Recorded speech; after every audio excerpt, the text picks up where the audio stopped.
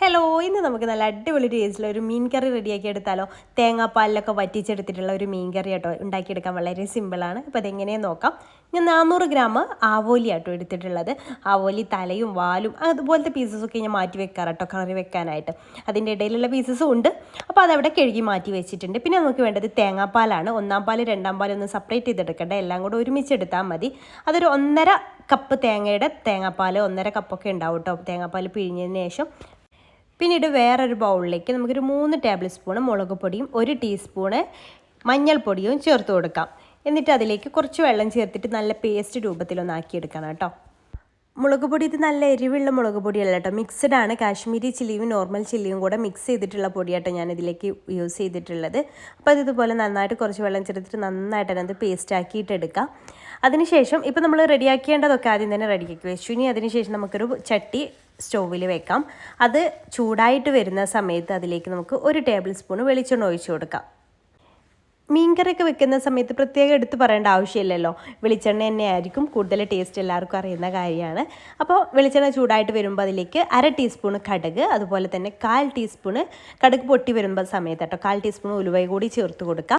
ഉലുവയും പൊട്ടി വരുന്ന സമയത്ത് നമുക്ക് ചെറിയുള്ളി ചേർത്ത് കൊടുക്കാം. ഈ ഒരു കറിയിലേക്ക് ചെറിയുള്ളി എന്നെ പ്രത്യേകം ചേർക്കട്ടെ. സവാളയൊക്കെ ചേർത്താൽ അതിൻ്റെ കറക്റ്റ് ടേസ്റ്റ് കിട്ടില്ല. ചെറിയുള്ളി എന്നെ എടുക്കുക. ഒരു 8 അത്യാവശ്യം വലിയ ചെറിയുള്ളി എടുത്തിട്ടുണ്ടായിരുന്നു, അത് ചെറുതായിട്ട് അരിഞ്ഞതും. ഒരു പച്ചമുളക് ഇതുപോലെ കീറിയിട്ട് കൂടി ഇട്ട് കൊടുക്കുന്നുണ്ട് കേട്ടോ. പിന്നെ കറിവേപ്പില ഇല്ലാതെ എന്ത് മീൻ കറിയില്ലേ. അപ്പോൾ ഞാൻ 2 തണ്ട് കറിവേപ്പില കൂടി ഈ ഒരു ഇതിലേക്ക് ചേർക്കുന്നുണ്ട്. കറിവേപ്പിലയുടെ ഫ്ലേവർ കൂടെ വരുമ്പോഴേ നമ്മുടെ മീൻ കറി ആവുള്ളൂ.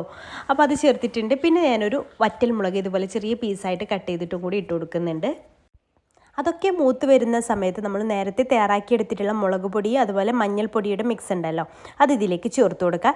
ലോ ഫ്ലെയിമിൽ തീയിട്ട് കൊടുക്കാൻ ശ്രദ്ധിക്കുക കേട്ടോ, കാരണം ഈ മുളക് പൊടിയൊക്കെ കരിഞ്ഞു പോയാൽ നമ്മുടെ കറിയുടെ ടേസ്റ്റ് തന്നെ മാറിപ്പോകും. അപ്പോൾ ലോ ഫ്ലെയിമിൽ ഇട്ടിട്ട് നന്നായിട്ടൊന്ന് മൂപ്പിച്ചെടുക്കുക. ആ ഒരു എണ്ണയൊക്കെ തെളിഞ്ഞു വരും കേട്ടോ. അപ്പോൾ അങ്ങനെ ഇത് നന്നായിട്ടൊന്ന് മൂപ്പിച്ചെടുക്കുക.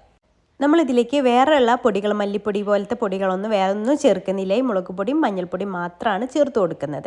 അപ്പം അതൊന്ന് മൂത്ത് വരുന്ന എണ്ണയൊക്കെ തെളിഞ്ഞ് വരുന്ന സമയത്ത് നമുക്ക് ഇതിലേക്ക് എത്രയാണോ വെള്ളം വേണ്ടത് അത് ഇതിലേക്ക് ചേർത്ത് കൊടുക്കുക. ഒരുപാട് വെള്ളമൊന്നും ചേർക്കേണ്ട ആവശ്യമില്ല കേട്ടോ, നമുക്ക് ഇത് വറ്റിച്ചെടുക്കാനുള്ളതാണ്. കുറച്ച് വെള്ളം, പിന്നെ നമ്മൾ തേങ്ങാപ്പാലും കൂടെ ചേർക്കുമല്ലോ, ആവശ്യത്തിനുള്ള ഉപ്പ് കൂടെ ചേർത്ത് കൊടുക്കുക കേട്ടോ. ഞാനിവിടെ 1 കപ്പൊക്കെ വെള്ളം ചേർത്തിട്ടുണ്ട്. പിന്നെ ഞാനിതിലേക്ക് ചേർക്കുന്നത് 2 കുടംപുളിയാണ്. അപ്പോൾ നിങ്ങൾക്ക് ഈ കറിക്ക് കുടംപുളിയാണ് കേട്ടോ ഒന്നുകൂടെ നല്ല ടേസ്റ്റ് തരിക. അപ്പോൾ കുടംപുളി നിങ്ങളുടെ കയ്യിലില്ല, അല്ലെങ്കിൽ കുടംപുളിയുടെ ടേസ്റ്റ് ഇഷ്ടമില്ല എന്നുണ്ടെങ്കിൽ മാത്രം വാളംപുളിയുടെ ഇത് പിഴിഞ്ഞിട്ട് ഒഴിച്ച് കൊടുത്താൽ മതി. എന്നിട്ട് നന്നായിട്ട് തന്നെ തിളപ്പിച്ചെടുക്കുക. ഉപ്പൊക്കെ കറക്റ്റ് നോക്കിയിട്ട് ചേർത്ത് കൊടുക്കുക. നന്നായിട്ട് തിളച്ച് വന്ന ശേഷം നമുക്ക് അതിലേക്ക് മീൻ കഷ്ണങ്ങൾ ഇട്ട് കൊടുക്കാം. മീനെല്ലാം അതിലേക്ക് ചേർത്ത് കൊടുത്ത ശേഷം പിന്നെ നമ്മൾ ഒരുപാട് കുത്തിളക്കരുത് കേട്ടോ. മീൻ ചേർത്ത ശേഷം നന്നായിട്ടൊന്നിങ്ങനെ ജസ്റ്റ് ഒന്ന് അത് എല്ലാ ഭാഗത്തേക്കും ഒന്ന് അതിൻ്റെ വെള്ളമൊക്കെ എത്തുന്ന രീതിയിൽ ഇതുപോലെ ഒന്ന് ജസ്റ്റ് ഒന്ന് അമർത്തി കൊടുത്തിട്ട് നമുക്ക് അടച്ച് വെച്ചിട്ട് നന്നായിട്ടൊന്ന് തിളപ്പിച്ചെടുത്തിട്ട് വേവിച്ചെടുക്കാം. അപ്പോൾ ഇത് നന്നായിട്ട് തിളച്ചൊക്കെ വന്നിട്ടുണ്ട് കേട്ടോ. അപ്പോൾ ഇത് കുറച്ച് സമയം ഒരു 5 മിനിറ്റൊക്കെ തിളച്ച് വരുമ്പോഴേക്കും തന്നെ ഏകദേശമൊക്കെ കുക്കായിട്ട് വരും. ഇനി നമുക്ക് അതിലേക്ക് തേങ്ങാപ്പാലൊക്കെ ചേർക്കാനുണ്ട്.